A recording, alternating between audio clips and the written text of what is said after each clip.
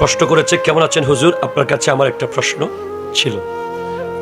অল্প বয়সে বিয়ে করলে কি কি লাভ আছে?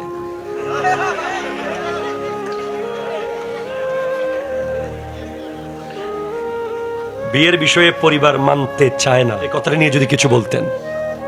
শোনেন,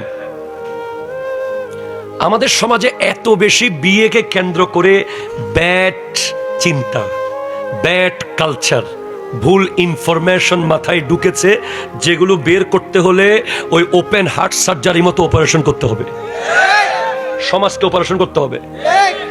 একটা ছেলে যখন বিয়ের উপযুক্ত হয়, তার বাপ মা যদি তাকে বিয়ে না করিয়ে আরেকটু ভালো চাকরি কর, ঘরটা বানাই, হজ থেকে আসি, তোর বড় ভাই রয়ে গেছে, বোনের বিয়েটা দি, এগুলোর সাথে বিয়ের কোনো সম্পর্ক নাই, ঠিক কিনা জোরে কথা বলেন। যেই সন্তান মনে করবে তার বিয়ে দরকার, সে তার আব্বা আম্মাকে বলবে আমাকে বিয়ে করিয়ে দেন, আমি গুনাহ থেকে বাঁচতে চাই। এখন আপনি কিভাবে বিয়ে করাবেন? মেয়ের বাপ বলে, ছেলে কি সরকারি চাকরি করে? মেয়ের বাপের অহংকারে দুনিয়া ভরে গেছে। কয় আমার মেয়ে তো অমুকের সমুখ, কে কইছে তোরে প্রস্তাব দিতে?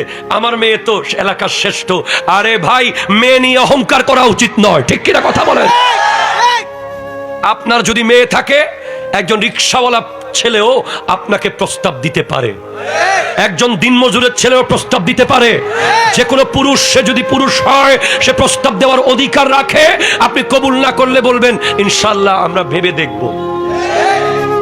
এখন দেখা গেছে বিয়ে হয়ে গেছে, টাকার সাথে টাকার বিয়ে, মানুষে মানুষে বিয়ে নাই।